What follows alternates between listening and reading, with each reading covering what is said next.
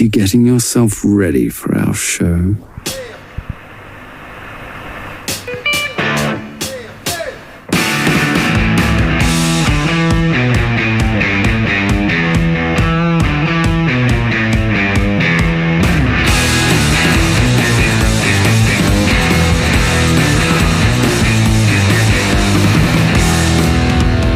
Good morning, Internet. We are live. Well, and we've got Shawn the Fisherman with us this week. He is back home in the WMA, and unfortunately, who the fuck is Joe Brown is MIA this week. We know why. We have details.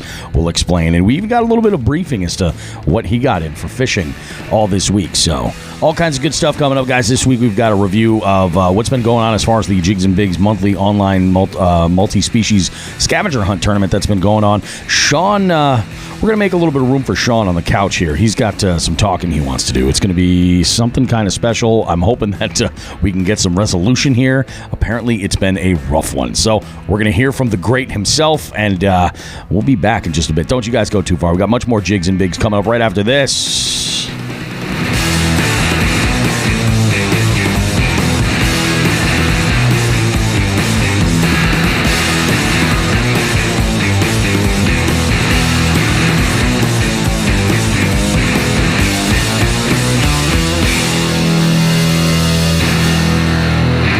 Alrighty, how we doing, Shawn? How's things on your end? Good morning. Much better, buddy. How are you? How's good. Vegas? How is Sin City? Oh my God, Las Vegas is. The first handful of times I've ever come out here, it was magical every time, and I'm not saying that it's not magical. It's just different. It's different. We're recording. My time, it is 6 a.m., and I am in the business center at the South Point Hotel and Casino. Shawn is back home in Western Mass. We are recording this show for you guys. So the reason why I'm in here in Vegas is this is all my wife's doing. This must have been about maybe it was like last fall, actually.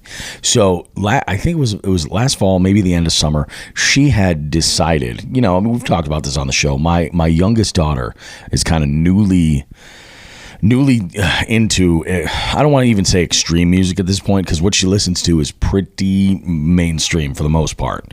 But she's into more and more heavy music. And, my wife caught wind of this big festival going on, the Sick New World Festival here in lovely Las Vegas. And it was over at the festival grounds, which is it's kind of like kitty corner between like Circus and Sahara and the Strat. In fact, you could see this is an all-day festival, and I told my wife. Now, Shawn, you've been to festival shows before, right? All day long? I have a large number of them. If you want to know my favorite of all time, and I think the best lineup, and at the right time, it is with festivals. If a large number of the bands involved in the festivals are hitting their creative peak at the right time, it could be one hell of a show. And sure, the 10th anniversary of Ozfest was my crowning peak of festivals. Oh, really? Okay. Ozfest 05. It's the only Ozfest I've ever been to. Yep. And man, did I hit the right one. It was so good.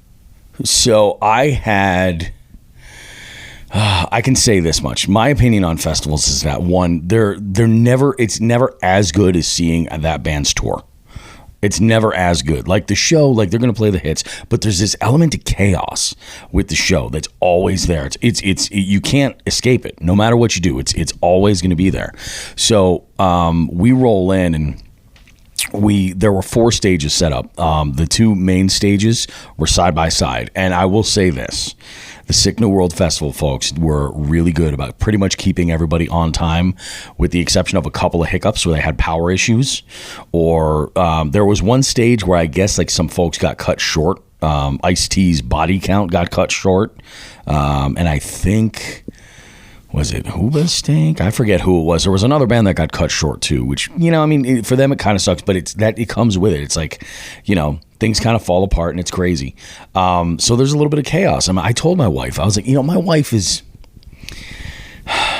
my wife, she's pretty spoiled. And I don't know if she thought that there was going to be air-conditioned little pods that we were going to hang in and with seating that was comfortable and relaxing, or what she exactly expected. But that was not the case, and she was miserable. She fought it. Like, the other thing that blows my mind was she bought these tickets, and I don't know if she assumed that it was just going to be like us or a select few people, but there were tens of thousands of people there. It was, and I told her, I was like, you don't like crowds. What are you doing? Like, we will book an extra seat when we buy concert tickets or comedy tickets so that she doesn't have to sit next to somebody. Or we'll put her on the aisle like that. Like, that is just, and I'm like, what are you even thinking there? Jabroni?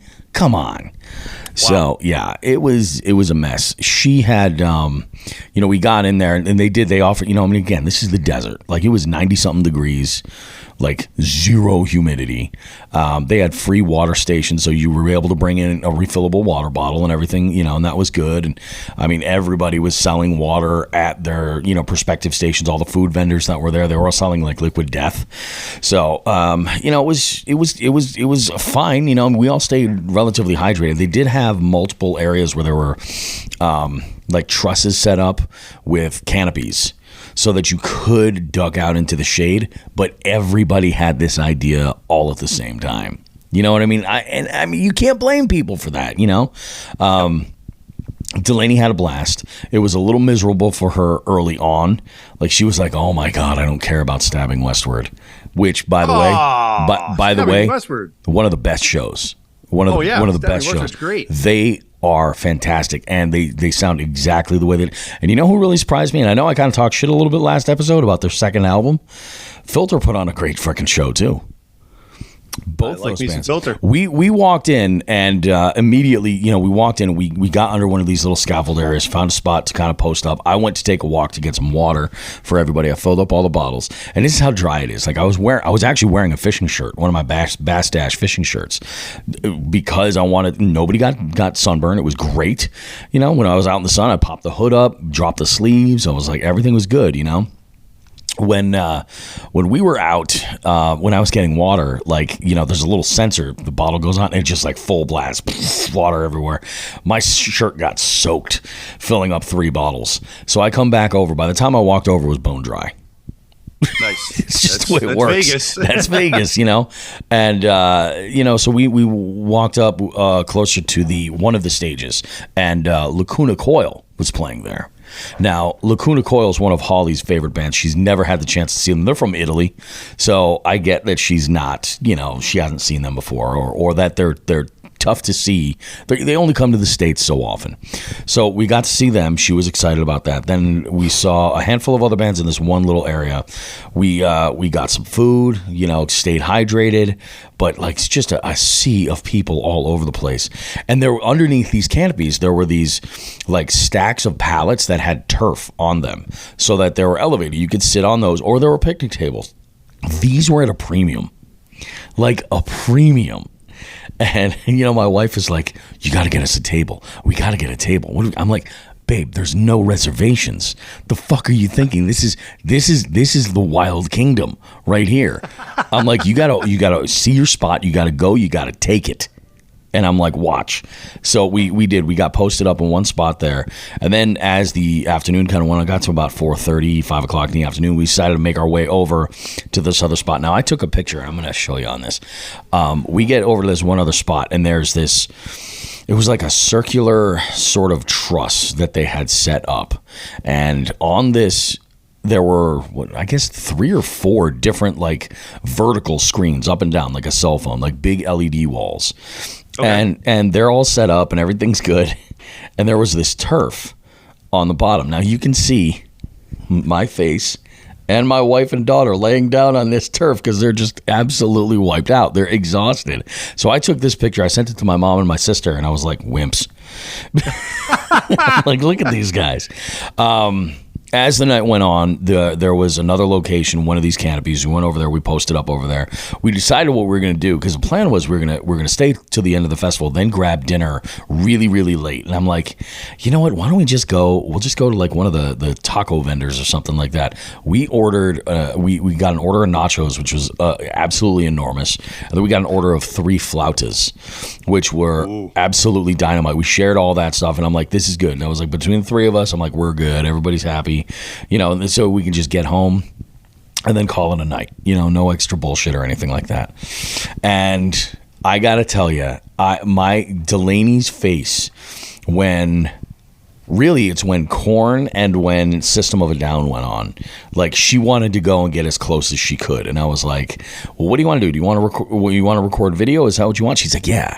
And I was like, "Okay, cool. Take your phone." I go, "We're gonna go up as high as we can because you're never gonna see if we go too close.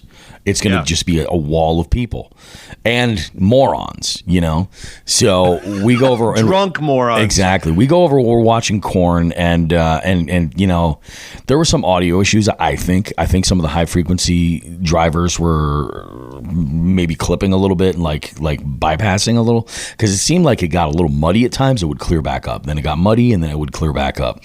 So it was really, really, really, really odd. They put on a great show.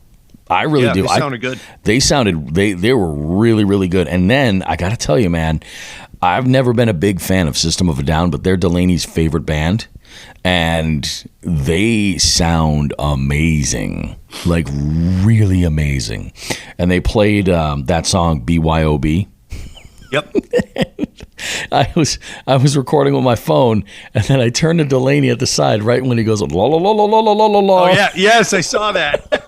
I heard you. And the look on her face was so great. Oh my God, she's so funny. She had such a good time. It was great. She slept like a rock when we got home. So that's Vegas. We did. What did we do yesterday? Oh, there's a movie theater in our hotel. In fact, we're probably going to see a movie later today too.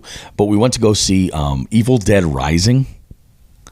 I've not seen it. Oh my God! If you like the Evil Dead franchise, this is really good. If you like really, really just gory horror films, yeah, this is yours.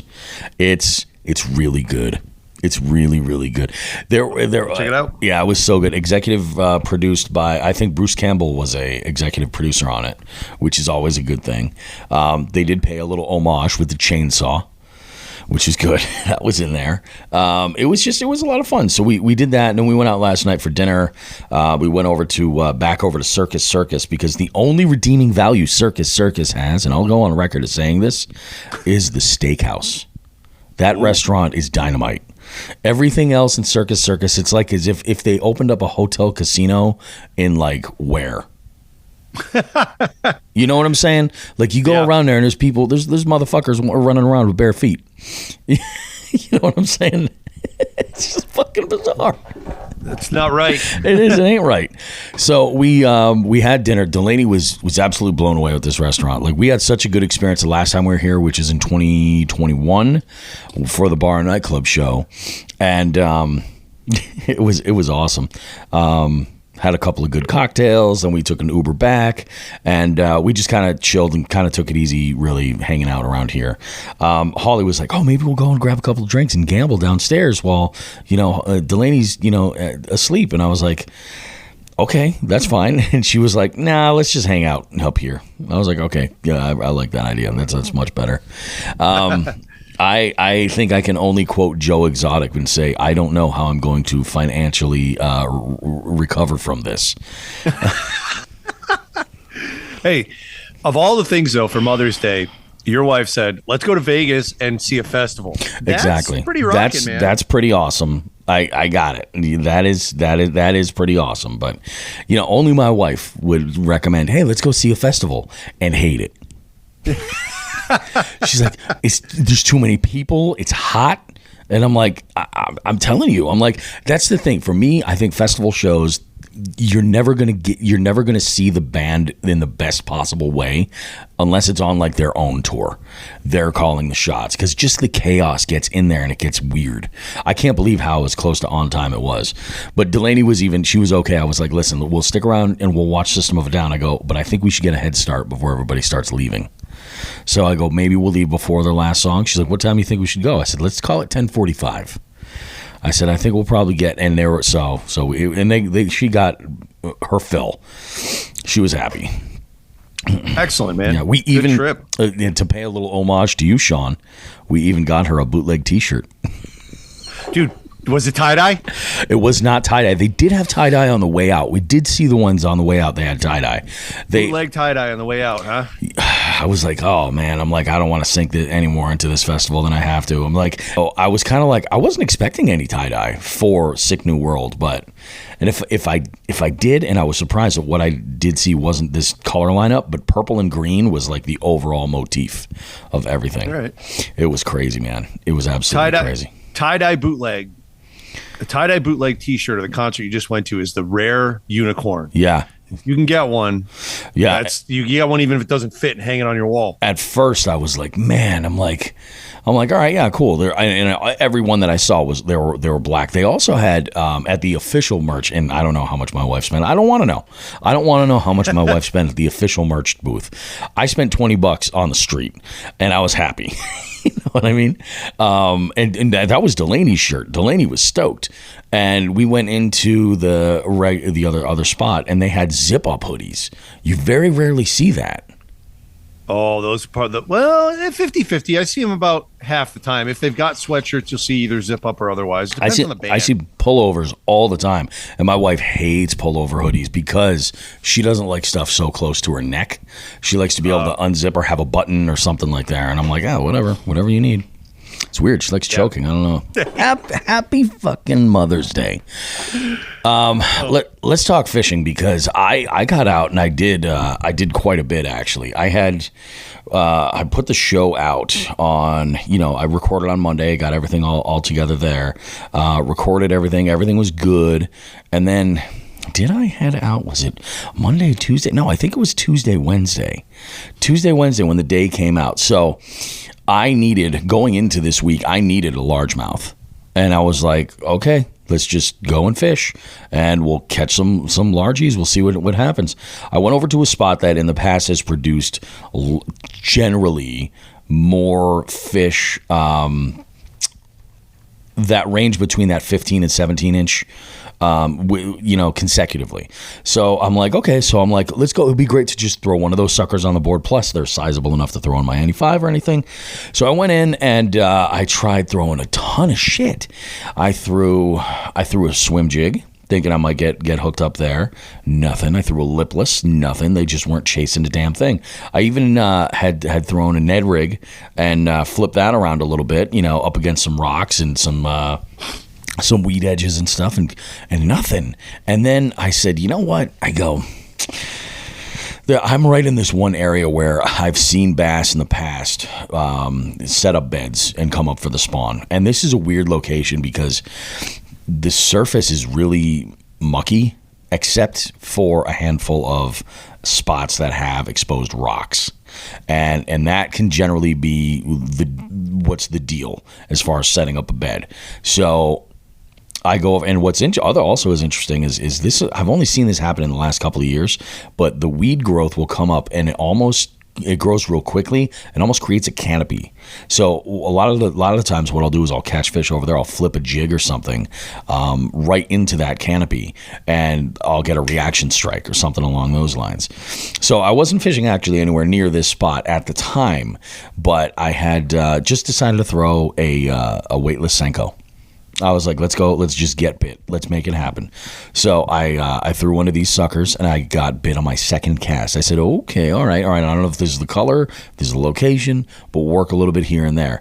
And then I noticed what that fish was doing, that behavior. Because once I spotted him, I was like, okay, he's going right back. This is the first fish that I entered. I released him. He went right back into this one spot. This one area that I caught him is really, really shallow. So I said, maybe there's a bed there. I'm going to walk back and I'm going to fish this bank that I had already fished with all this other moving stuff. And I'm going to throw this Senko around and see what I can't get, hooked up on.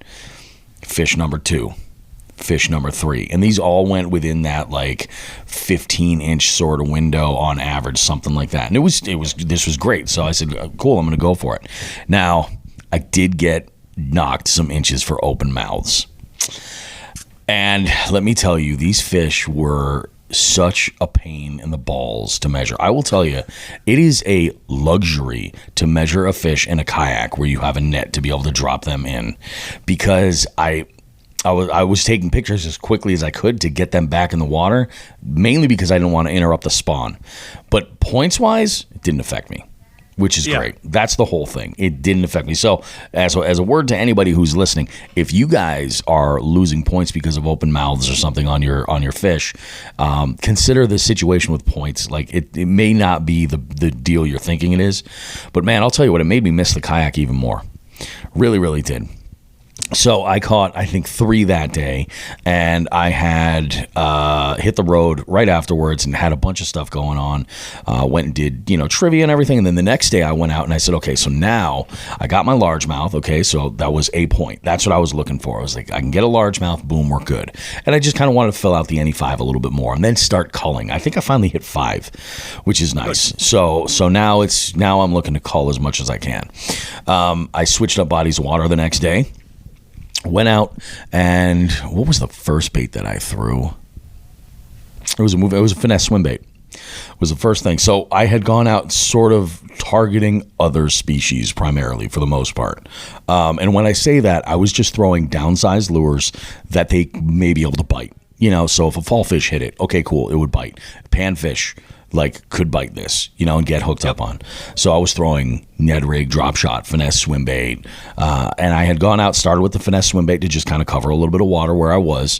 And my 3rd or 4th cast, I hooked into that pickerel. And I needed that chain pickerel because, again, that was another point. And I had hooked up with him immediately. And then did I catch any more over at that spot? I don't believe that I did. So what was sketchy about that was that I had switched over to a drop shot and I had gotten a million bites, dude.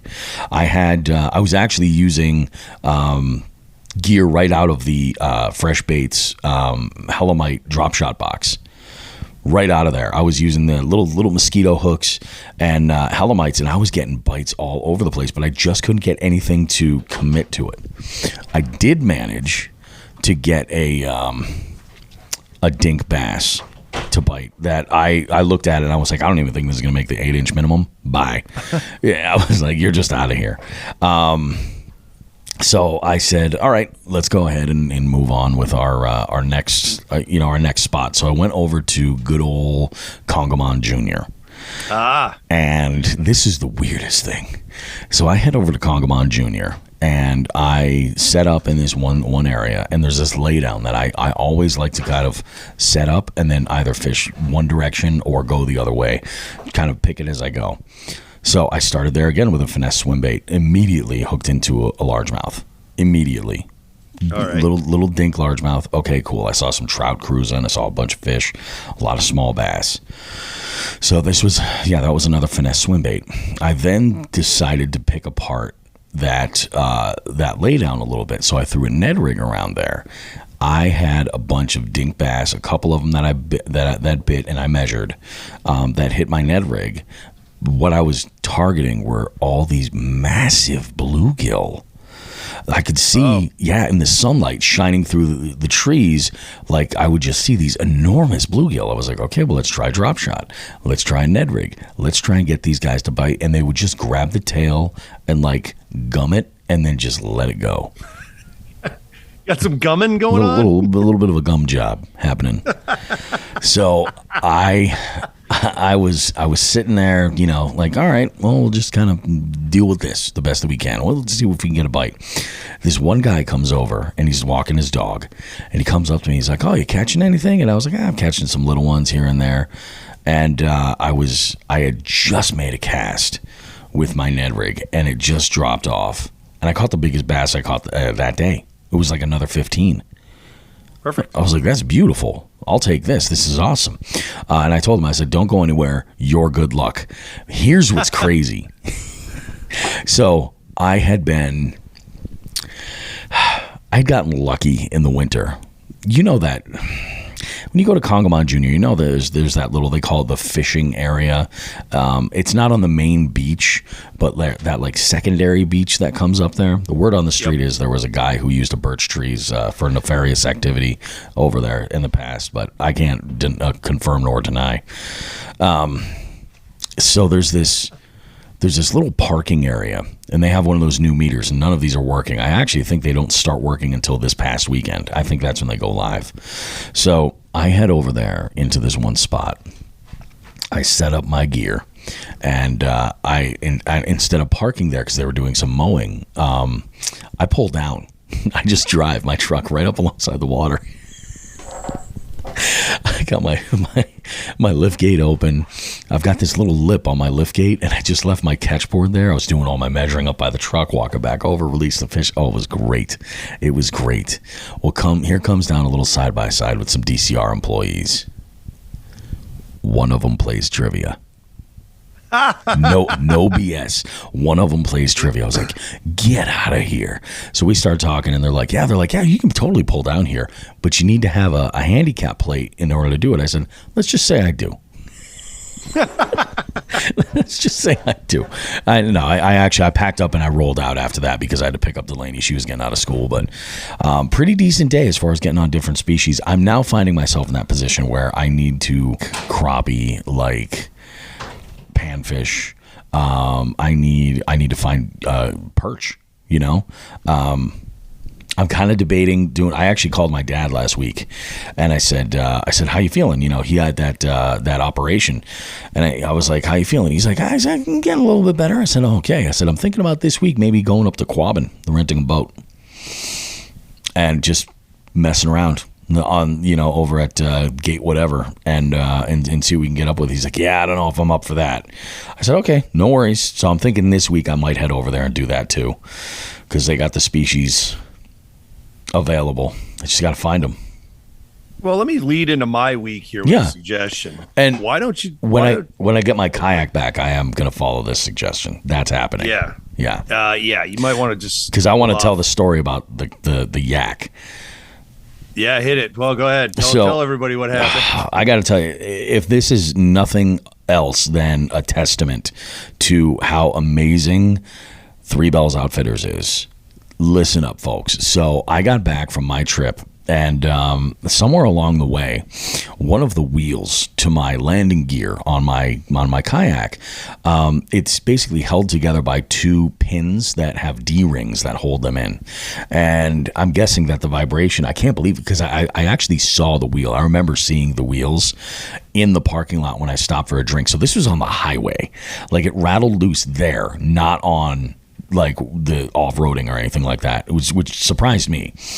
So one of these D-rings apparently had either wiggled loose or had broken or something, and the wheel had vibrated up and off and gone flying like around like 95 or 495 at some point. I didn't notice this until Monday morning, like after we had already recorded the episode, like all the discussion was done, everything else. So I go out Monday morning to take the kayak off of the trailer and return it over to U-Haul, and as I'm taking it off, I was like, what the hell is this?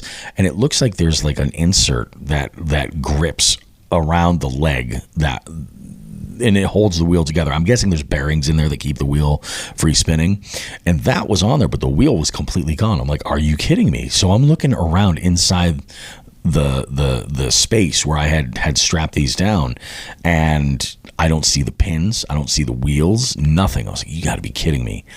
That day, Lauren had a confirmation that not Native, this was Boondocks, that Boondocks was sending her a new wheel and D-ring assembly.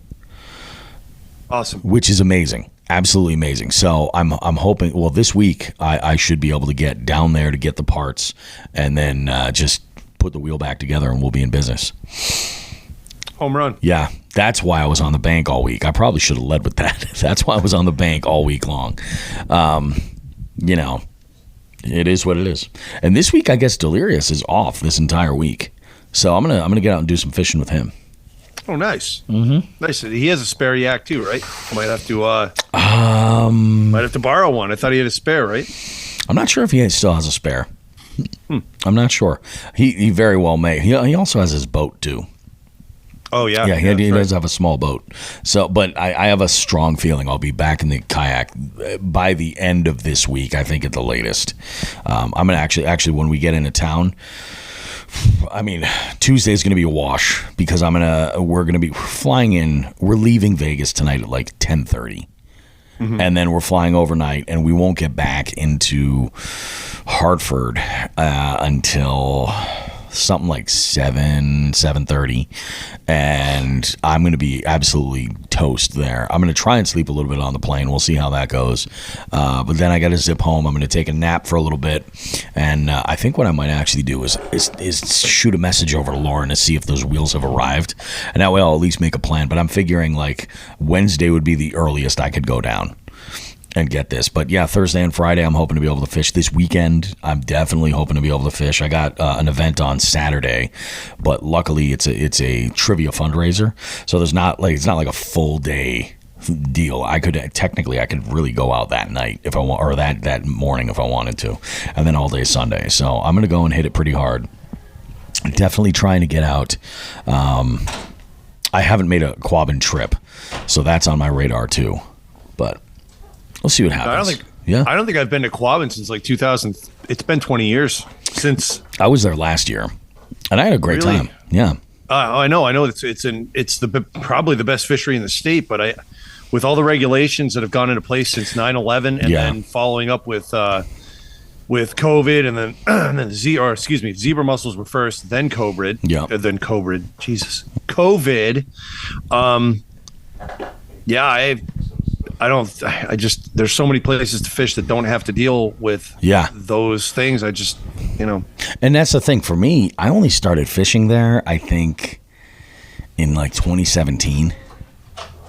That was it. I only started fishing there like around then. So for me, it was just like I had no clue whatsoever. And it was always with me, same thing. Like, the regulations for using your own boat are kind of tricky. The regulations for you can't use your own kayak. You have to rent theirs. Yep. And they're wreck kayaks. Like it's not like you can rent a fishing kayak.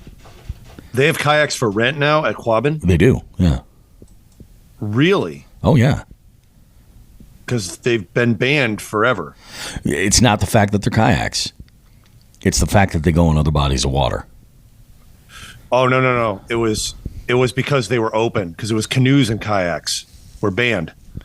Really? So that's been forever. Well, they're doing it now. No rentals, shit. Yeah. The state. Yeah, you put a little money in the state's pocket, it gets interesting.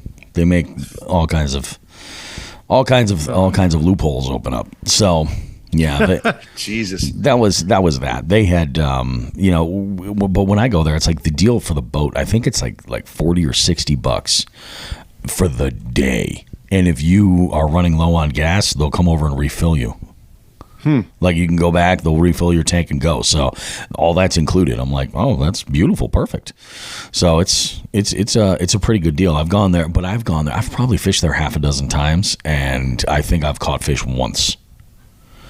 Really? What gate? It's just because I forget the gate number. It's out near like Hardwick.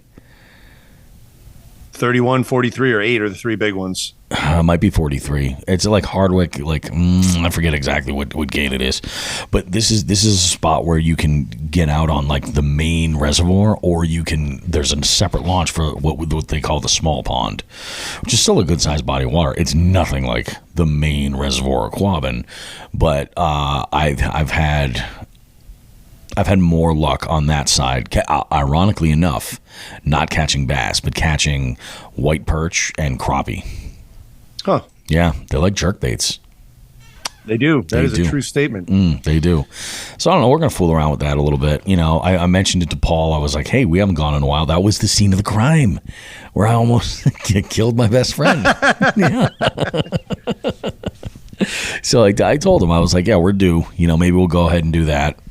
And, just mix it up. But I'm definitely going to be going over to where you spent your fishing this week, or last week, I should say, because it sounds like that's what it was good for, those alternate species. Yes, it was. That's good. I spent 3 days on a body of water, and, there's times in even my life when I get just shook. Yep. With fishing, and I got shook on Saturday, but leading up to that, I had to go pre-fish the Stockbridge Bowl, way out in the western, up in the up to shears, as they say, up to shears. You know what? Hold on a second, Bobby. It's 9:37 in the morning. Cracking a Diet Coke. Cracking a Diet Coke already. I Wow. just don't even want to think about this. I had to pre-fish for that tournament. This is our second MAKB Western Division event. I was able to fish Tuesday and Wednesday for it. Tuesday, got out, covered the main lake. Multi-species bonanza. Really? Pickerel, crappie, perch, bluegill. What else did I get? Rock bass, brown trout. 6 species in a day. So there's 6 points to anybody who's fishing the Jigs and Bigs tournament. You want that. You see what I'm missing there, though, right? Largemouth. This lake does not have a population of smallmouth. And I had to get on a largemouth, especially with a tournament coming up. It really bothers me. I'll take a small one. But getting skunked on a pre-fishing trip is generally not good. The next day, I had to go back, and I said, I'm going to try this again. This time, I went down one channel. There's a channel on one end of the lake. A lot of houses on it. Very, very shallow. A lot warmer. Found bass. Found so many nests. Just beds everywhere. Lining both sides. And really, really shallow. I'm talking under a foot, possibly a foot and a half where these beds were. And I saw males with females. I said, this is great. I have something to work with. I didn't really throw a lot of lures because I didn't want to waste my shot at these fish. But in the back of my mind, all I could think of was, oh shit, I've got 3 days now, the rest away, because I went early. So Wednesday, Thursday, Friday, who's going to be hitting these fish? And will the females, or will they still be there? The water was warming up pretty significantly. And again, Wednesday, I went back out in the main lake to one spot and picked up a legal rock bass. I caught a couple on Tuesday, but they were small. Got my rock bass, left the lake, went home, picked up the kids, did more yard work. By the way, I haven't mentioned this much. I have been pre-fishing and getting out. I've kind of found a rhythm with yard work. Holy God. So while my kids are at school today, obviously, is aside from that, because I'm kind of healing up from this weekend, both mentally and physically. I've had a lot of lingering projects in my backyard, and I've really been kicking the shit out of them, and it's been pretty nice. So happy wife, happy life kind of thing. That's what they say, yeah. And with her working from home still on a number of days, I found it better to just be out of the house. So I'll go fishing all day while the kids are at school, come home, and it is the heat of the afternoon. But yeah, we've been killing it around the house. The boys will help me on occasion. Nice. And Thursday rolls around, and now I'm a little worried because I can't fish. We have a deadline for MAKB. You can't pre-fish post after Wednesday, so we leave Thursday and Friday alone. Yeah. And I said, well, I'm going to jigs and bigs it up. And I went to my little walleye spot that I have. I have one spot where I'm consistent with walleye, and I went up there, and it's part of the Connecticut River, and the flow was way too dangerous. It was dangerous, flat out dangerous. The water was up about 10 feet higher than it should have been. That bad, huh? For some productive walleye fishing. And I did manage to snag a really nice. Yeah, I was very happy with it. I take that any day of the week. Went sky high once, so that was nice. And then I got out of there with my ass intact. But I didn't fish Friday, and then Saturday rolled around. No, Saturday. Oh boy, I can't remember the last time that I've been skunked on bass in a tournament. And it's not as bad as you think initially. Like, yeah, getting skunked sucks. It does. It does. Yeah. It's really depressing. Half of our field actually got skunked. So there was 18 people, 9 people went fishless. Damn. Only one person completed a bag. Second place got 4 fish with the lunker. Third place, I think, only had 2. So third through 9th only had 1 or 2 fish. This was brutal event. I went to that channel. Every bed I saw only had 1 male on it. All the females had vanished. Gone, out of here. See you later. Done deal. And the frustration was just built. Now I saw the fish and I couldn't leave the fish. I saw them. And all I needed was 1 or 2 fish and I would have been fine, even small ones. Yeah. I saw them on the beds. They wouldn't touch anything subsurface. Not a Ned, not a drop shot, not a weightless rubber, not a weightless plastic worm, not a weightless lizard. I bought lizards just for this. Wow. Just to raid beds. That's how ready I was for this shit.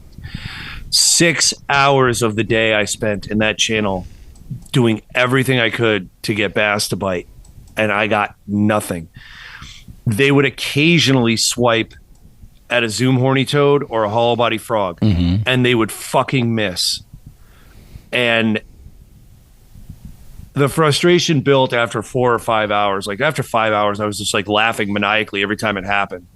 But I probably had, I'd say, a legitimate 50 hits and all misses. And I would say most of them are bass because I was throwing at nests. There were plenty of pickerel in there, but I didn't. I just didn't see a lot of them. I mean, a couple places where I was throwing into just clogged weeds. Yeah, there were probably pickerel, but the amount of missed fish I had on top water, in shallow water, on toads and hollow body frogs was astounding. And by the 4th hour, I mean, I saw a bass hit it. I hooked up for 1 second and then he let it go. And when he let it go, I lost my shit and I smashed the fuck out of my frog rod. That's right. Yeah. Like 5 times on the water, as hard as I could, honestly hoping it would break, just so I didn't have to throw frogs anymore. Yeah. It was so frustrating. And after hour 6, I said, it's obviously not going to happen. I got to get out of here. And I floated around the lake fruitlessly. Got another brown trout. Yay. You know, it was a horrible day for not only me but for a lot of people. We got back in. I'll cover who did well in the tourney time, but yeah, to say that was frustrating was an understatement, a gross understatement. I lost my shit. I don't lose my shit very often. I lost my shit. And to cleanse the palate, shall we say, after Nelson and I were done with our little post-event cookout that we like to put on. Yeah. We were cleaning up and I said, hey, tomorrow's Mother's Day and we're both booked up, but I got today open. You want to go fishing again now that we're done fishing? Yeah. And Nelson said yes. And he and I took a little trip over to a nearby body of water that you and I fished with Berkshire Brett. Oh, okay. Where that's you a got nice your little rat. spot. Yeah. Yeah, you got your rat fish. And it was a palate cleanser. We were able to hook up with some largemouth and end the day that way and got the fuck out of there. But this one hurt, man. We do get to, shall we say, cull a tournament or two from the main AOI for the overall AOI and for our divisional AOIs. And I did not want to have to use it on an event like this. I thought my local events were going to be helpful towards both of those goals. And this was the absolute opposite. It was rough. This was fucking rough. Yeah. But hey, and there were multi-species in there. Yeah, exactly. And hey, that's the thing. You learn, you take that for what it is. And that's rough, dude. And that's a lot of skunks. That's a lot of skunks. Yeah, for one tournament. It was very rough. Yeah, that's brutal. So, yeah, what are you gonna do? Yeah, there's nothing you can do. It's crazy. It was crazy. It fucking sucked. This was not good. But that was my fishing for the week. Yep. Hold on one second. Let me. I made a list. I had a lot of stuff to do. Did that. Did that. Yep. Did that. Okay. Let me talk a little Mother's Day stuff. We should have ended. We should have ended last week by saying Happy Mother's Day to all the mothers out there. We didn't. We're pieces of shit. Well, happy belated Mother's Day from Jigs and Bigs to everybody out there. Happy Mother's Day. We went over to my parents' house and had a little gathering over there. And let me tell you about the 1-2 combo that my father and I did. So I made a batch of my homemade macaroni and cheese.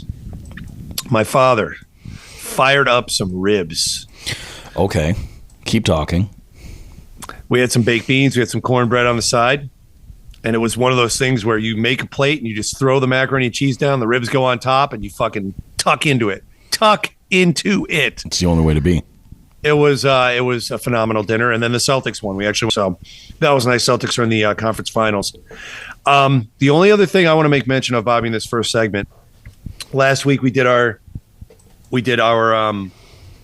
drawings for the Chronic Trips tournament. Mm-hmm. I'm going to be mailing them out, or they're going to be getting out to these from the sponsors this week. I'll be talking to the sponsors. We're mailing out what I have. So if you haven't received your shit yet, there's a reason. Yeah, because we had Mother's Day, which was a lot of prep, and I had a pre-fish. So there you go. Blame your director, folks. But it's the items are getting out to you, and you'll have them in hand sooner rather than later. I love it. That's fucking all I got, man. I'm going to talk about just a tip. This was the downswing part of the show. We had a really good segment one that ended with me in a pile of shit, and I have the upswing portion in just the tip. I got it for you guys. I love it. Let's mention the obvious is that Joe is not here for this show. He was set to be on, but actually after our conversation, it kind of works out. So Joe has some responsibilities at work this week. Very, very busy week for him at work. So he's got, like, I guess, just tying up loose ends from this big event that they had, and that's why he's not here. But I did ask him in the host chat, because that's the thing. Now we have a host chat. There's a group chat between the three of us. We've had this now for a few months actually, and I love it. The conversation in here is good. It's nothing like the Hooks and Hoodlums Pro Staff chat. It's much more polished and professional. way fewer testicle picks, as in the ratio is 0 to Hooks and Hoodlum. Exactly. That's the ratio.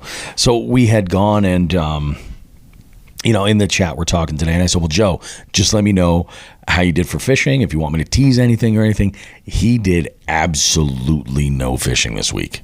Understandably so. Yeah. Just kind of had a lot going on. So we can get into a little bit of, because I put up a picture of his activities on Instagram.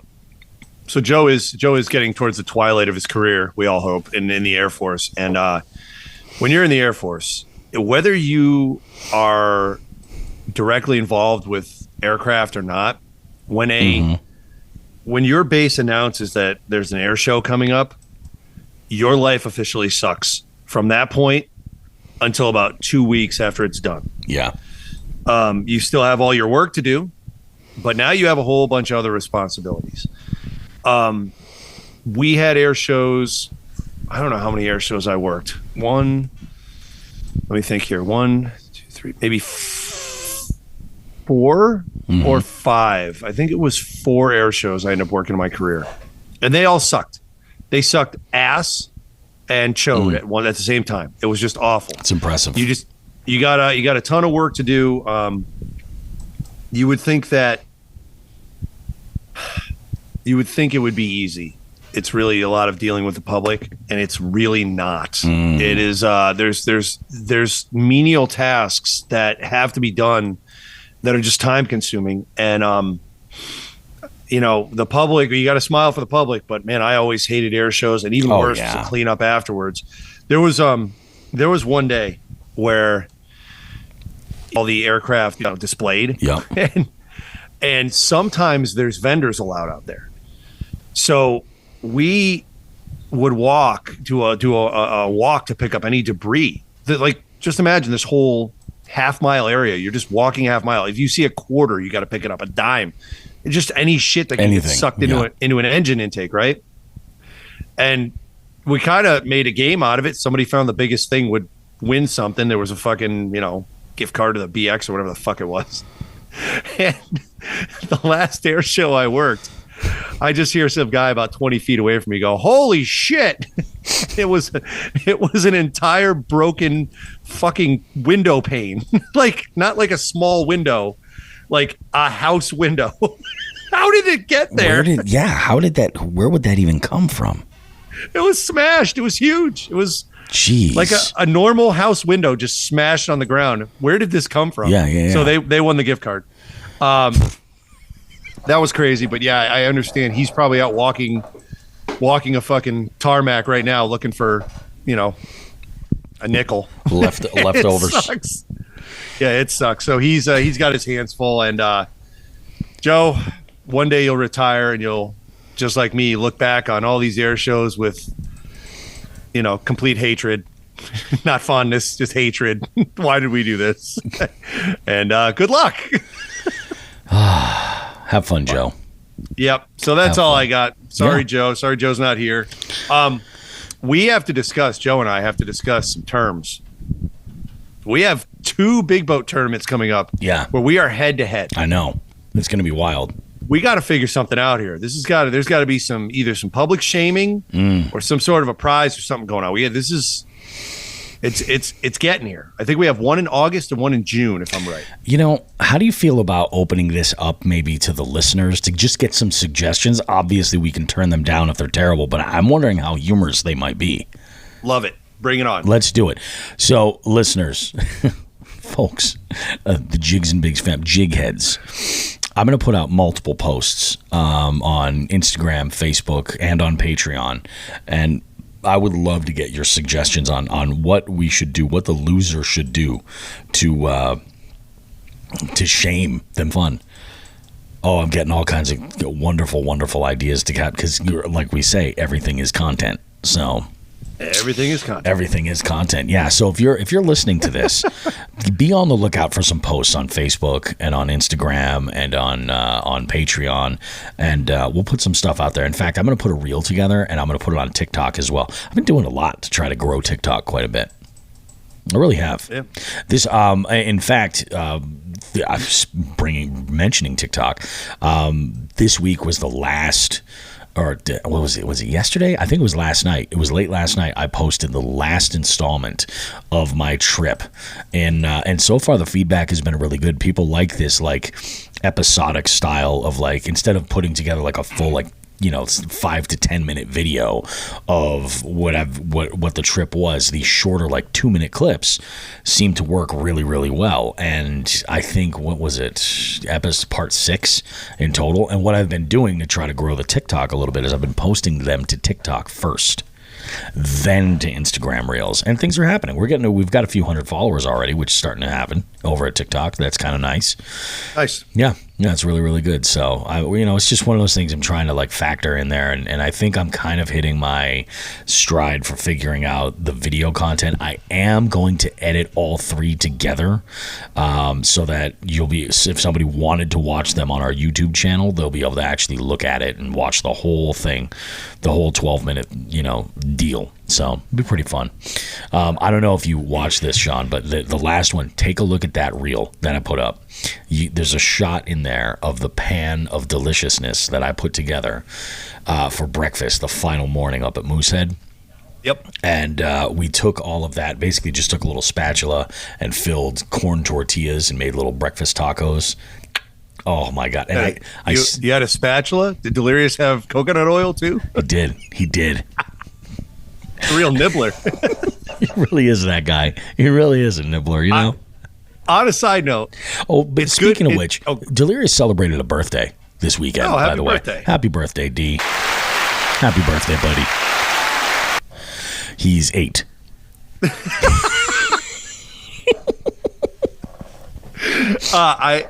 My once a year playing of the Mickey Mouse call for the Jerky Boys happened at Cayuga because Chris and Christina from A-Bay had not heard it, and there was much laughter. And I said this, and I explained that at some point after we had all heard that call, if you're on the lake and all of a sudden you hear a splash from nearby when your buddy's out fishing, you hear goddamn nibblers or just simply nibblers, nibblers. Chris and Christina have begun doing that to each other from either end of their boat. Perfect. I love it. Yep. That's perfect. The Jerky Boys have influenced more than they know. That's awesome. I love it. I think that about concludes our first little segment here. We'll go ahead and take a short break. We're going to come back, guys. We've got just the tip for you. We got an FTG courtesy of Gravy Fishing, and we have some tourney time that you're not going to want to miss. That's coming up. Unfortunately, this week we don't have a guest lined up, but I am doing everything that I can to try to remedy that and make it happen for the next week. But we'll see you guys in about 90 seconds. Don't go too far.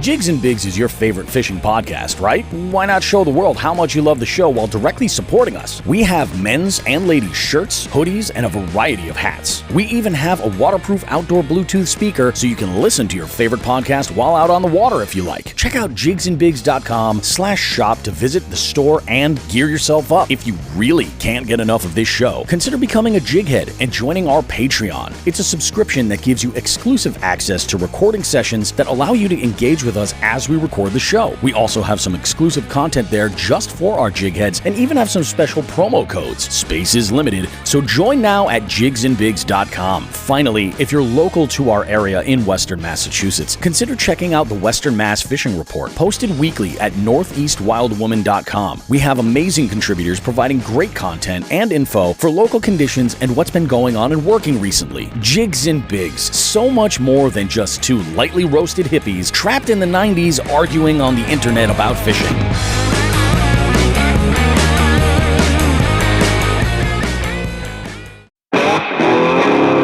Hey guys, Bobby Roast Beef here from Jigs and Bigs. You know, if there's one thing I can't stand spending money on, it's on something that's not versatile, something that I can't get a lot of use out of. I want to talk to you about Frost Buddy. What Frost Buddy is it's one of those can coolers. I've seen these before. In fact, I have some that are limited to only fitting one specific size of can, like a standard 12-ounce can. I stumbled onto Frost Buddy, and I was blown away with it. So versatile. Fits standard cans, tall cans, slim cans, and even 12-ounce bottles. And the magic is the insert fits all of these items in various stages within the insert. And when you take that out, you can fit a full 16-ounce tall boy can. In fact, it even doubles down on being versatile with the coffee lid. And on my recent trip to Chickamauga, I had a field day with this thing. I was throwing beer cans in it. I'd have coffee in the morning. On the drive, I was throwing in all different sizes of cans for different canned coffee products to keep me awake on the long drive back. The thing was amazing. So I recommend you check out Frost Buddy. If you're in the market for either a travel cup for your coffee or a can cooler at all, either one of those, check it out. For the money, you cannot go wrong. What I've done is this. In the show notes for this podcast you're listening to right now, if you look there, you'll find a link to Frost Buddy where you can get yours. And not only can you go and get your Frost Buddy there, but you can help out the show as well. Go and visit that link in the show notes to this podcast. Check out a Frost Buddy. Tons of colors, tons of patterns, all kinds of great stuff. And it's a great spot to put your Jigs and Bigs sticker too. Take it from me, Bobby Roast Beef. You're going to get the most versatility out of this one product, probably out of anything you're ever going to buy, especially for anything that you're drinking. Frost Buddy. It works for me. I'm a happy guy.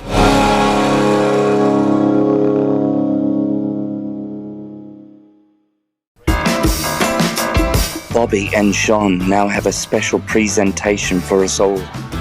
They'd like to give everyone just the tip. It's true. It's exactly what we're going to do here, guys. We're going to hopefully provide a little bit of education here. And I don't know, Shawn, is this tip, I mean, would it technically be how to polish a turd? No. No. Okay. We know that from segment one. I received not only the tip, but probably half the shaft on Saturday from that lake. Easily, yeah. That lake really gave me the goods. Yep. I'm going to delve a little bit into, my sports background with this. Oh, okay. So we're going deep. Well, there's a way to mentally handle this. This tip is going deep. What? This tip is going deep. Yeah, you got to handle the tip. Do that little thing with your tongue first, right? No, we're gonna use one of the old, sayings, philosophies. When something bad happens in sports, how do you react to it? When a quarterback throws an interception, what's the first thing you hear an announcer on CBS, NBC, Fox, ESPN, or wherever the hell's broadcasting NFL games at this point in our lives? What do they say? He's got to have a short memory.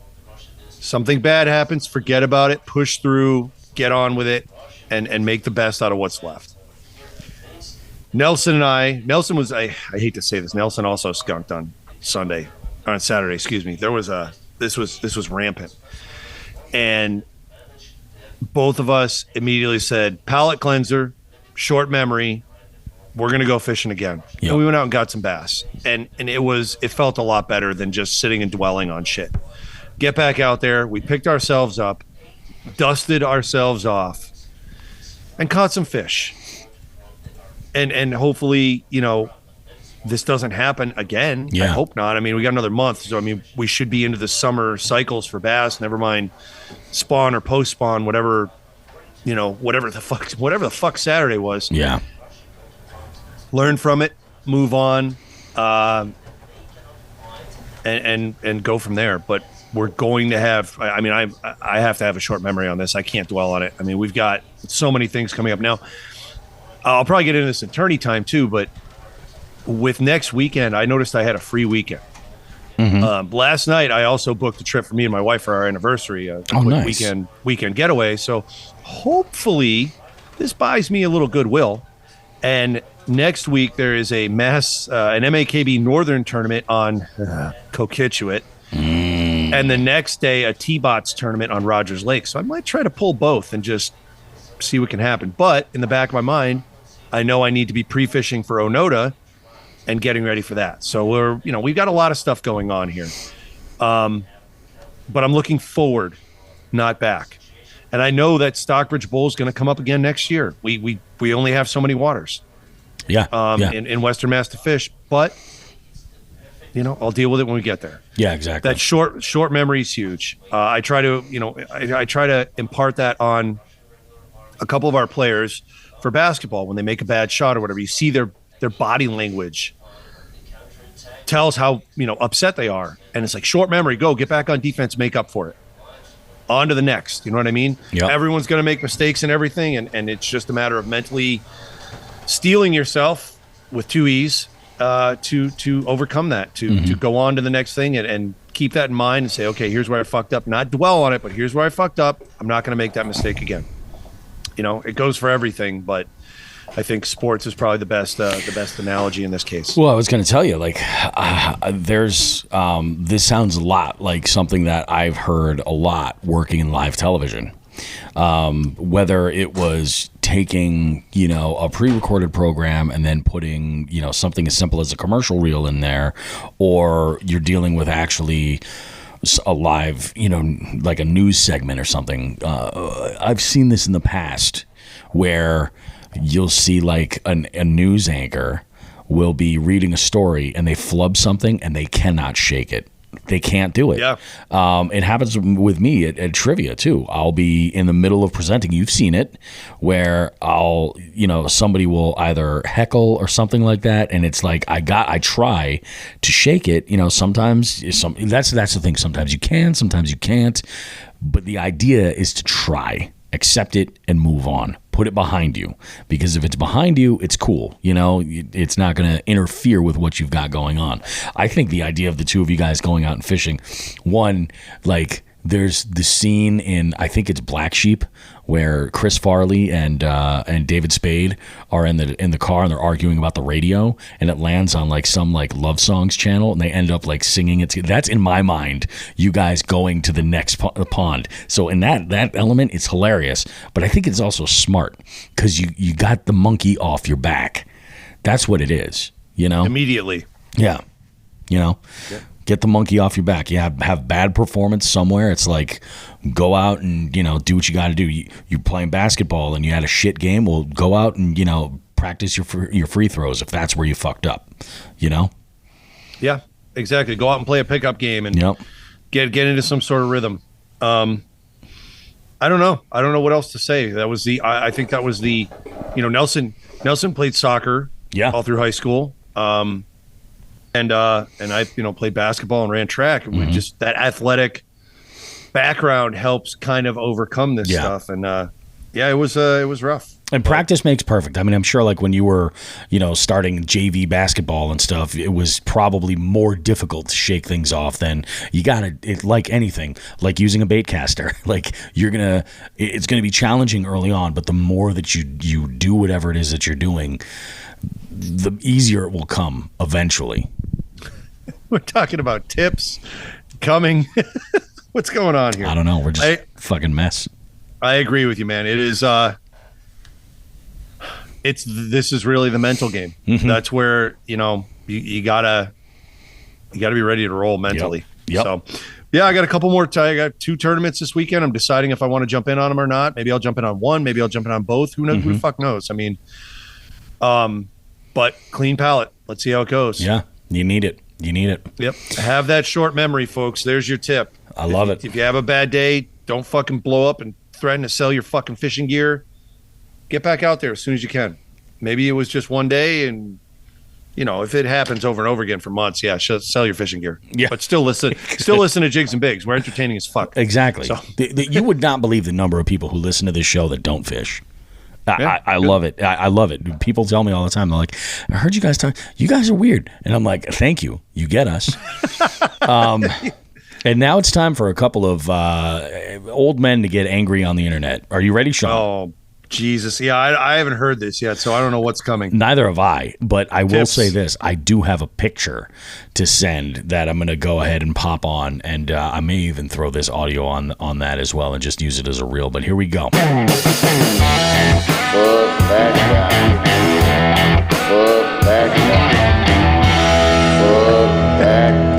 Bobby, yes. Hold on. Before we start, just see. We've been doing this for fucking 3 years.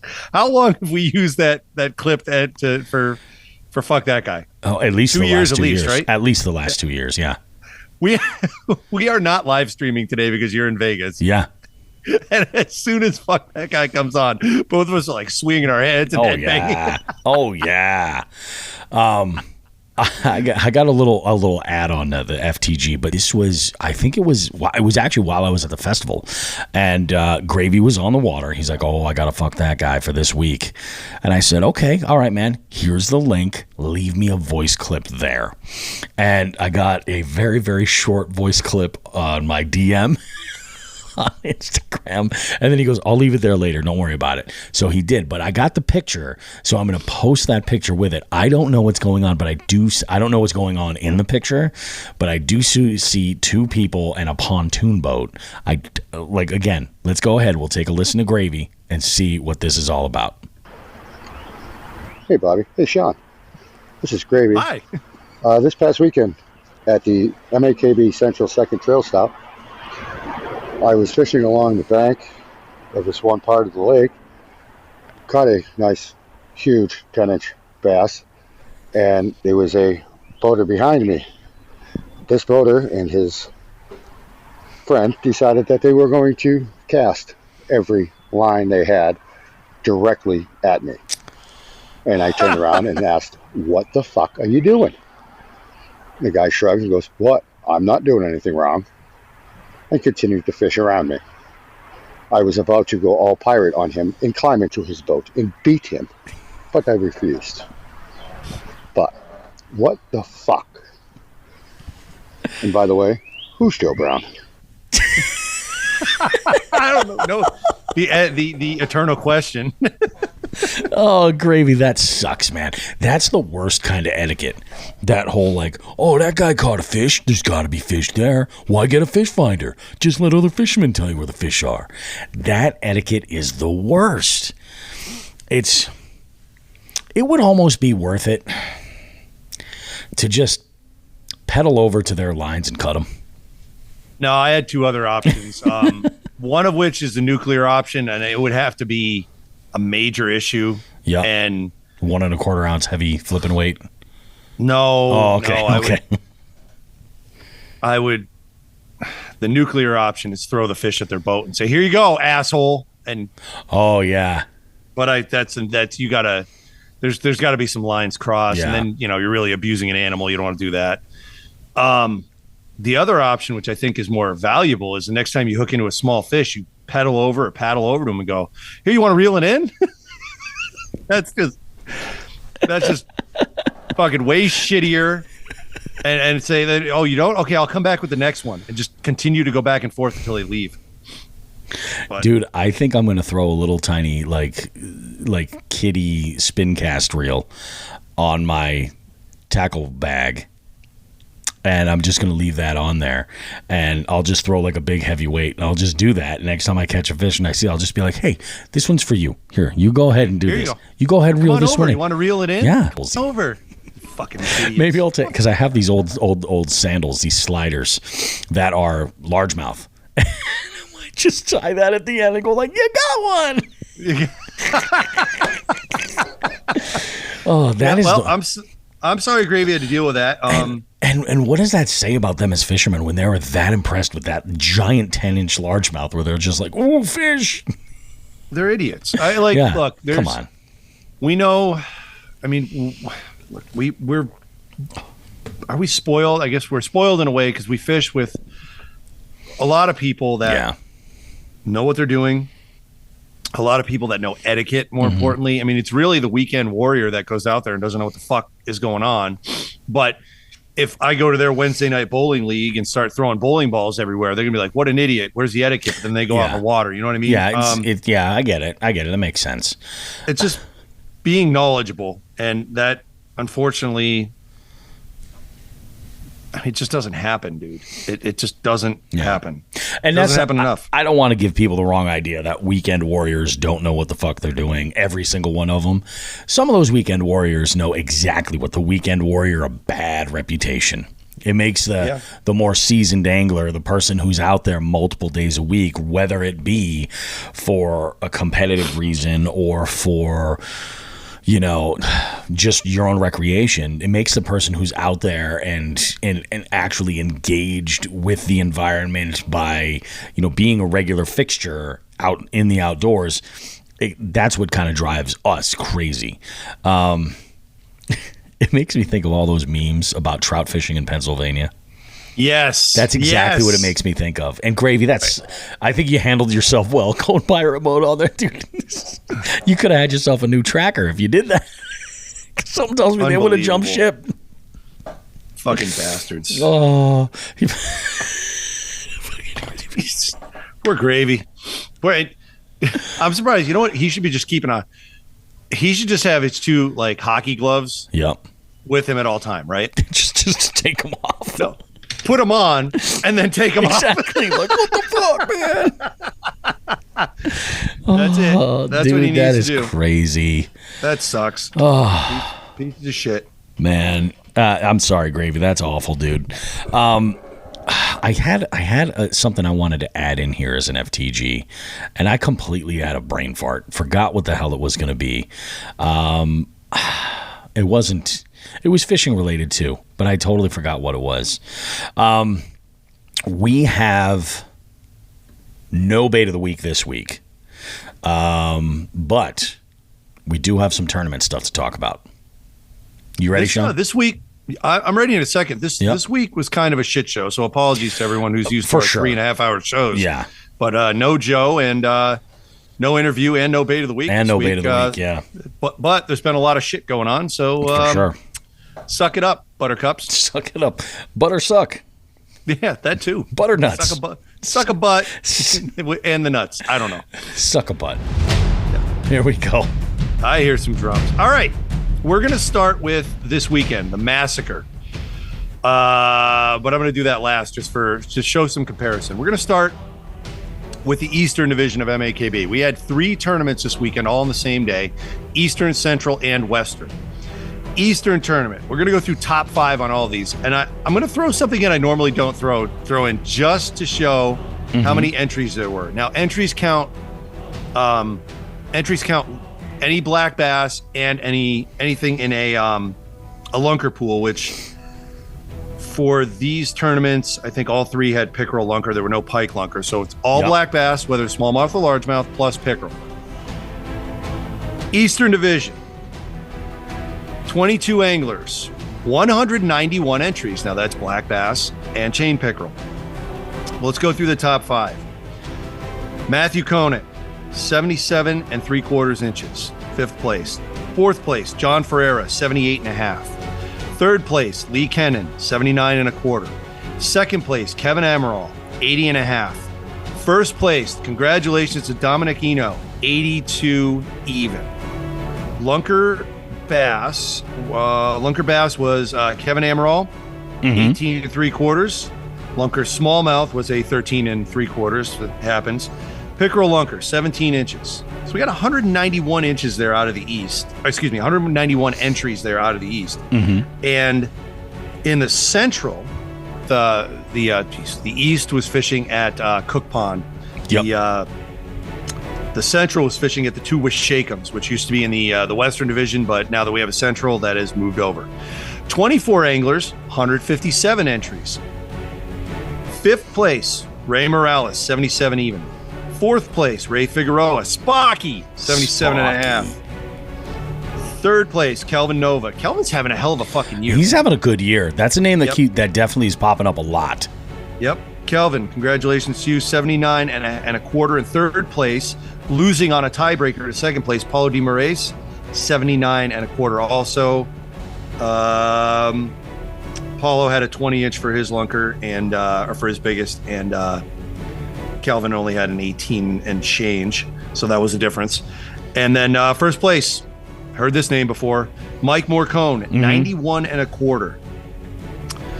Big bass of the day was actually a tie. Yep. But we actually look now at the tiebreakers for lunker is actually the how long the fish is between the 2 1/4 markers. Gotcha. My buddy from Cayuga, Joe Horgos. Nice. 20 3/4 edged out John Carlman with a 20 3/4. Dude, that's awesome. Excellent. Yep. Smallmouth lunker was Jeff Lynn, 13 1/2. Pickerel lunker, John Liriano, 22 7.5. So, like I just said, we had 191 entries in the east, 157 in the central. Let's jump over to the west. Let's see how this went. Western Division, Stockbridge Bowl, Stockbridge fucking toilet bowl, 19 anglers, counting pickerel. Bob Day, For the all whole, of us. How many Pickerel, anglers? 19. 19. Jesus, I know it was abysmal, but I kind of want to say like 35. Dude! Seriously? Dead nuts 35. Oh my God. I'm going to throw a 50 in a slot machine. I'll see you. I thought you were going to say 37. In a row. Been acceptable.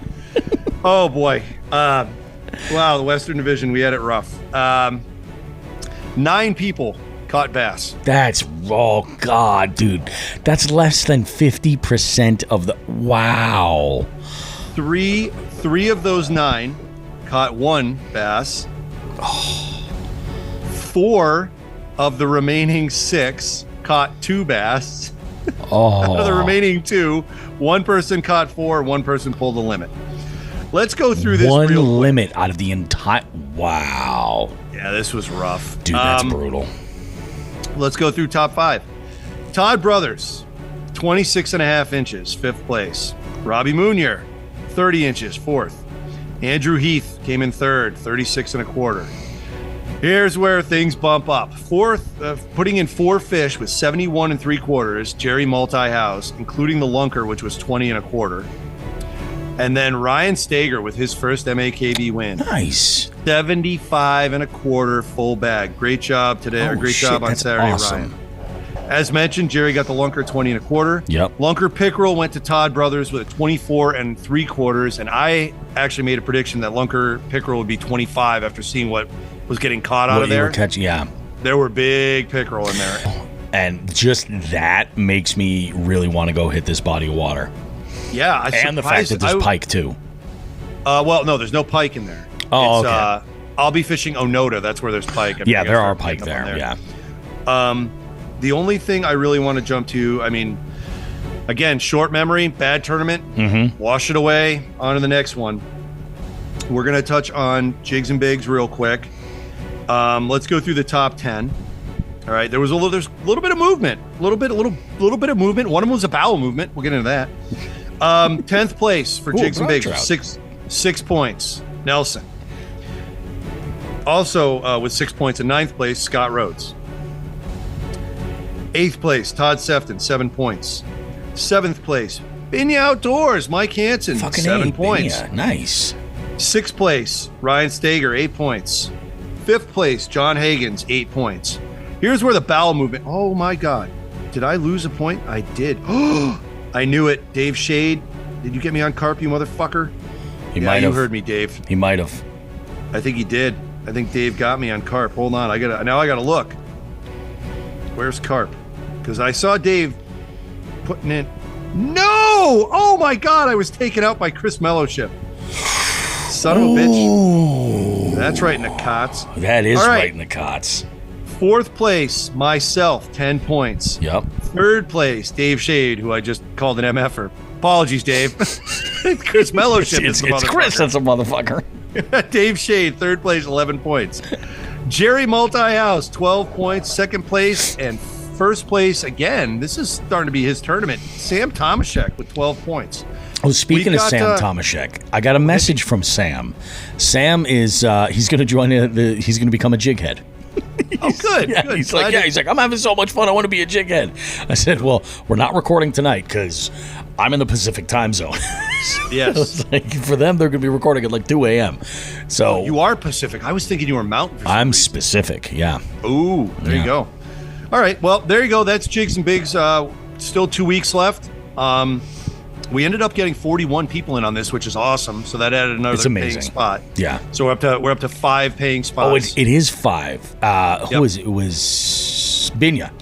Mike Hansen had asked me, he's like, how many? I told him, check the rules. Yeah. Think of it this way. For every 10 people. Yep. All right.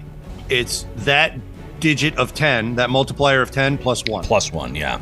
Is that confusing enough? But so like if there's 10 people in the tournament. Yep. That means there's 2 paying spots. So 1 times 10 equals plus 1 equals 2 paying spots. Or 1. Yeah. 1 plus 1. So if there's 20 people, 3 paying spots. 30 people, 4 paying spots. Actually, look in the rules. I wrote all payouts. You know what?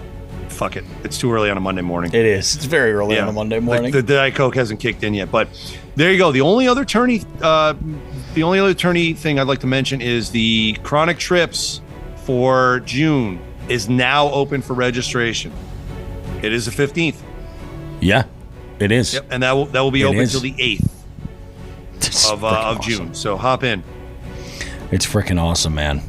Summer is ripping by already. So it is. Hop in. Jigs and Bigs is heating up. We got all sorts of shit going on. I got to go get. Here's what I got to get. I got to get a catfish. I got to get a pike. Yep. I got to get a walleye. And what else am I missing? Yeah, I might try it for a bowfin. So. Next segment, I got a couple of listeners and close friends of the show that I got to talk about that are killing it this year, and they're not in the Jigs and Bigs tournament, which it makes me crazy that they're not. But yeah, we'll talk about that in a second. One of them regarding bowfin specifically, like a really nice one. Well, you should be in here because that's points, but. We ain't the boss of them, Bobby. Yeah. All we can do is tell them, join in next month. Yep. You know? Exactly. Dude, that's wild. How's that cover us for tourney time? That's it. I love it, man. Tourney time's exciting time for everybody, or at least for us. Yeah. We like it. I gotta tell you, dude, I'm having so much fun with this multi-species tournament this month. It is such a blast. I'm freaking stoked. I'm having so much fun. You seem a lot less stressed out this year. You know what it is? It's because I just don't care. Like I've really embodied this. To me, this is fishing with the listeners. That's what this whole thing is for me. You know, I mean, I would personally, like I've fielded more questions about like the winnings and like all this other stuff, and I'm like, you guys are missing the point. Like, you know, there's a lot. I am in the same boat as you. Like, there's a ton of species that I'm missing, even more so. Like, I need a crappie, I need a perch. Like, some of these are species I should have no problem tracking down. I just haven't crossed paths yet. So I'm going to go and I think really my strategy is to kind of mix up the water that I'm fishing as much as possible. I think that has a lot to do with it. Yeah, getting out on the kayak is going to be a huge help as well. So I'm stoked to get out there and make it happen. Whoa. Also, I'm just kind of going through the scoreboard here. Mm-hmm. Let me make sure his picture is good. Jeez. Chris put in a 21-inch largemouth too. Really? This is all of a sudden Mr. Mellowship is fucking punching taints crooked. Look at that. Somebody just got their taint freaking shimmied. My God, Christopher. 21-incher. God. Is that lunker? Right now, yeah. Right now, man, there are some big fish in this tournament. There are, man. There really, really are. There are some big ass fish. And, you know, I mean, we've talked about this before, about the idea of doing some additional, like, short tournaments, not a monthly, but, like, just blasting out a weekend and doing some bass. Just a straight up black bass tournament. If you guys are into that, like, shout it from the mountaintops. Ring our bells. Let us know, because we'll set that shit up and do it. Hey, we don't want any bells ringing. None. Not for us, not for sales of $100 or more. We don't want any fucking bells. No bells. I remember the fucking FTG addendum that I wanted to throw in at the end of that. Okay. It's fucking Bob Seger. What? Which Bob Seger? Against the wind. Just fuck Bob Seger? Fuck Bob Seger. And here's why. I had used one of his songs in a reel, like with the shot of the sunset with my truck in front of it and the fire going, and it was nice. It just kind of fit the moment. And I don't know if you caught this, Shawn, but last week, and I haven't used another song in a long time. Since we first got a bunch of episodes flagged and I had to go back and re-edit those. Now, keep in mind, we're episode 166 right now. And that number, by the way, is important because we're already talking about the 200th show live recording. Like, that's a discussion that we're already kind of having, throwing some ideas around, and it's going to be a lot of fun. So that is on our radar. Yeah, I haven't, after I edited out like probably about a dozen or so episodes where I used other songs to just cut them, and I've just been trimming it right off the back end, and it's been fine. I used that Bob Seger song, Against the Wind, because I was like, man, it's just I've been feeling it. You know what I mean? When did that song come out? When did Against the Wind come out? Let's look this up. Against the Wind. I would say late 70s, right? I think it is the late 70s. I don't think it's in early 80s Bob Seger, do you? I don't think so. I'm going to check and see when it came out. Released. What? Oh, it's on the Forrest Gump soundtrack. That's why it's saying it. Where? Against the Bob Seger Silver Bullet Band. What year did that come out? 1978. Hey, all right. I was right. Yep. Right in that ballpark. Yep. In 1978. That was perfect. So, yeah, it came out in 1978. I'm figuring this song is so old, nobody's going to be flagging it. Dude, less than 24 hours after our episode went live, I got an email from our podcast host basically saying, you need to change this or we're going to flag it, for content. It got picked up that fast.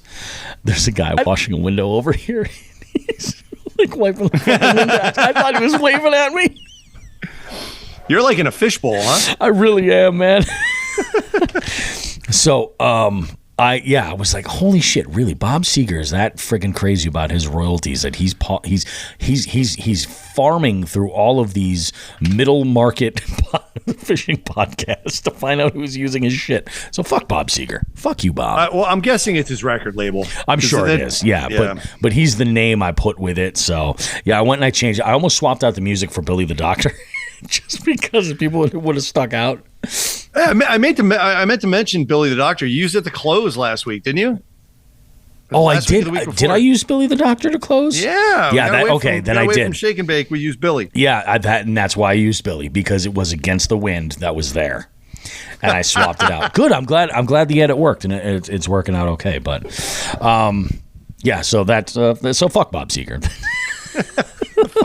Fuck Bob Seger and his record label. Fuck Bob Seger. That's going to do it for this segment, guys. We're going to take a quick short break and wrap things up on the back end. Not a whole lot to talk about there, but I do have a couple of friends of Jigs and Bigs that I would love to talk about some of the killer catches that they had, that they have going on. So we'll take a quick break. We'll be back after this. Jigs and Bigs wants to take a moment to say thank you to our partners for helping us continue to push the limits of our fishing adventures and bring you amazing long-form content. For all your premium kayak needs, we partner with Three Bells Outfitters, located along Smith Cove in Niantic, Connecticut. Three Bells is your go-to location for kayaks and accessories from Hobie, Native, Bonafide, Jackson, Yak Attack, Naqua, Boondocks, Burley Pro, and many more. Financing options are available to upgrade you and your kayak fishing experience. White glove delivery service is also available.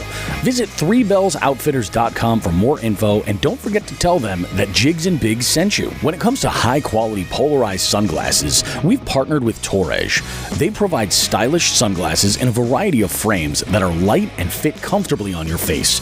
The polarization cuts glare and allows you to see the whole picture, helping you identify what's below the water's surface. They have a 60-day, risk-free trial, lifetime warranty, and free shipping. Plus, you can save yourself 10% with the code JIGSandBigs10 at checkout. Visit Torrege.com to check out their selection. That's www.torege.com. Again, we cannot thank our partners enough for their support. Please consider supporting them and supporting the show in the same process. Thanks.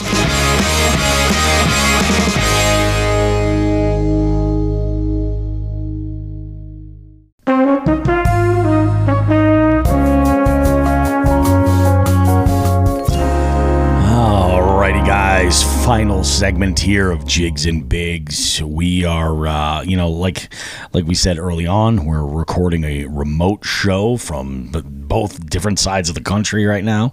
How many other podcasts have done this? We have never missed a week of this show. Never, since we started. I can't believe that. I've missed trivia. I've taken time off for trivia. We have never missed a week of this. In fact, it's weird. I was listening to a couple of different podcasts, and that stuck out to me, where some folks that were doing shows were just like, yeah, we didn't do a show last week. We didn't do them this week. It's been really busy, blah, blah, blah, blah, blah. And I know for myself, if I ever let that happen, that is generally a very bad sign. So I've made it a point to make sure that we have a show no matter what. So, there's that for what that's worth. Couple of dudes that I want to mention, and both have been guests on the show. Both are good friends of the show. One of them, first off, will go Eric Dowd. Eric was on the show very, very early in the show's inception, early 2020. And Eric has been, he's got a couple of spots, but he has been putting in work along the... I'm not even going to blow up that body of water, but he just caught like a big ass catfish. I want to say in between like 6 to 8 pounds. Nice size catfish. And he posted a picture yesterday of an absolutely enormous bowfin. Not so much in length, but this was the girthiest bowfin I think I've ever seen. It was the chode of bowfins. He measured it, and it was over 6. It was an absolute tank, absolute beast. So congrats to him, man. Super proud of you, Eric. Great job. He's absolutely killing it, doing like amazing things. The other one though, and this one, these are both all bass actually, but I've been getting a lot of messages from Grimlock Fishing, the one and only Josh Scaife. Now Josh is a big bass guy. He goes out and the thing I love so much about what Josh does is Josh puts proof in like something that Shawn had introduced to me, and it's more of a reality that every body of water can have those big fish, but can you get them? Josh has been hitting up, and I'll tell you, Shawn, off air what the bodies of water are, but he's been hitting up some inner city bodies of water and has been killing it with big ass fish. These are bodies of water where people are just like, there's no fish in there. There's not any fish in there. Nobody's catching anything. But yeah, there are absolutely fish in there, and he is killing it. In fact, while we were recording this episode, and even beforehand, he was messaging me this morning, sending me all these pics of what he's been catching overnight, and he sent one of his hand, and he's like, it's not even bass thumb, it's bass palm. Nice. He's like, it's insane. And I'm like, go get it, man. go Bad problem to have, right? I know, right? And now the reason why I bring both of these dudes up is that if either of them were in this category, now, obviously, like with bass, you're only talking a couple of points. You got to diversify species and stuff and such. But these are dudes that should definitely be in this game, playing our multi-species tournament. Absolutely. Because I can only imagine there's got to be some bycatch. I've fished with Josh before, and it's not like giant bass after giant bass. He catches some big ass rock bass as well, stuff like that. Even on the big baits that he throws. It's just freaking bananas. It is freaking banana cakes. So yeah, congrats to those guys. They're out there getting it done. So they should join in July. The Jigs and Bigs multi-species. Shit, join the Chronic Trips in June. Got to jump in, man. Jump in. The water's fine. Lastly, I'm going to go ahead and kind of go over my trivia schedule. I had last week. I had a short week, no trivia on Friday. I will be back on Friday at Casa de Lisa this week. So I know Tim Jakes had sent me an email asking me about it. He sent me a DM, and I mentioned to him that there was no trivia last week because of the trip. I said I'll be back this week. I will not be, because we're recording today and I'm still in Las Vegas, I will not be at Rumble Seat this week. So there's no Monday game. I just made a post about that. Everything's good. Everybody knows. But I got a request last week from somebody at Craft 32, and they asked me to do more country in the music round. And I said, okay, I'll come songs for non-country fans. And I'm going to go ahead and list some of the artists that are in here, because I think it's actually pretty interesting. Some of these make perfect sense, and you're like, okay, so like we've got Brothers Osborne, Sam Hunt, Kelsey Ballerini, Hunter Hayes, Keith Urban's on this list, Tim McGraw, Casey Musgraves, that's another one. Charles Kelly, who is from Lady A, and Blake Shelton. But the one that's on here that I'm going to recommend everybody listen to, if you're not a country fan, go and listen to Sturgill Simpson. Go listen to Sturgill Simpson. Trust me, you're going to love it. I don't know how this round is going to go this week for the music round, but I'm hoping that'll be a lot of fun. Last week's games were insane. So we had a game Monday. It was awesome. Great little crowd over at Rumble Seat. We had a good time. Last week, the music round that I had done, what was the music round? It was a fun one. Oh, it's where I detailed the trip in my to Moosehead in songs, and it worked out really, really well, and it was a whole lot of fun. I'm not going to play the songs for you guys, but I do want to go through the list of those songs that I put in here, and it's kind of the breakdown of how it all worked. It was a lot of fun. Had to be on the road again. That one, obviously, like, it was just the fact that it took us like 10 hours to get to our camp spot in Maine. We went through 3 states, and it took us that long between, getting twisted up, all the stops along the way and everything else, plus like all the off-road driving that we had to do to get there. It took us a while to make it happen. Then I followed it up with Maniac, famously from Tommy Boy, simply because my partner in crime for this was Delirious Angler. So you've inspired that, Delirious. You've Got a Friend in Me, which after like doing this week, that song got a lot of laughs, and it was not what it was intended for. Because if you take that phrase, that song title, literally, it makes it sound a little nefarious. But sounds like you guys are having some extracurricular adventure up there at the campground. Exactly, and that joke was picked up on a lot. But that was because what do friends do? Friends share walkie-talkies, and that's what we did. We made a stop at Cabela's. so that we wouldn't lose communication when we were on the water.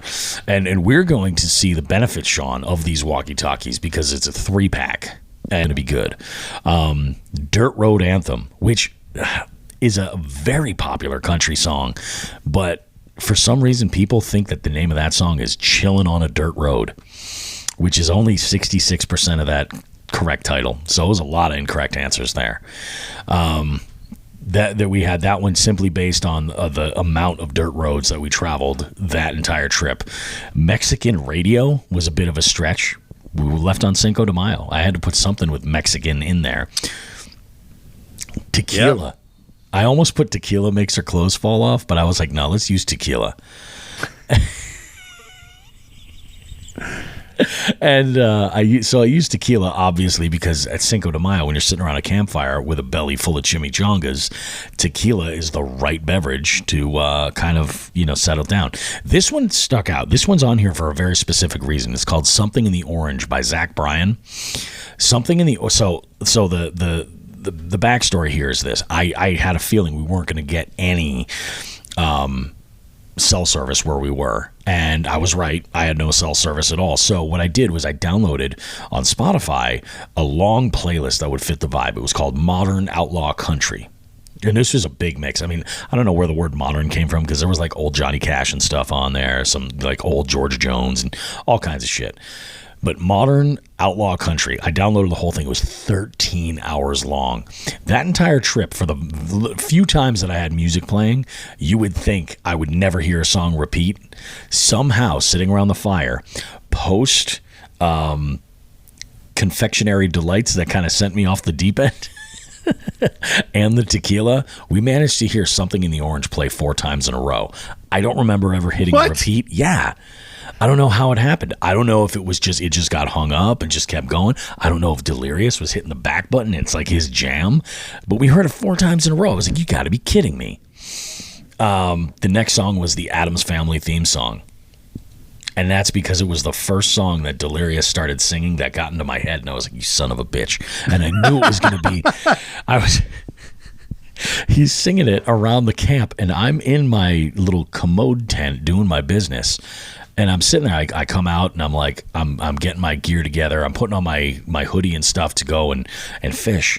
And I'm like, why am I singing this? And he's like, haha, gotcha. I'm like, you son of a bitch. Oh, and he did it on purpose, too. He definitely did. He knows it's a thing. So then it was Against the Wind. Again, Bob Seger, FTG. But I put that song in simply because of the wind that we had on the section of Moosehead where we were fishing, and it was just, there was nowhere to hide. It was crazy. So we were definitely against the wind there.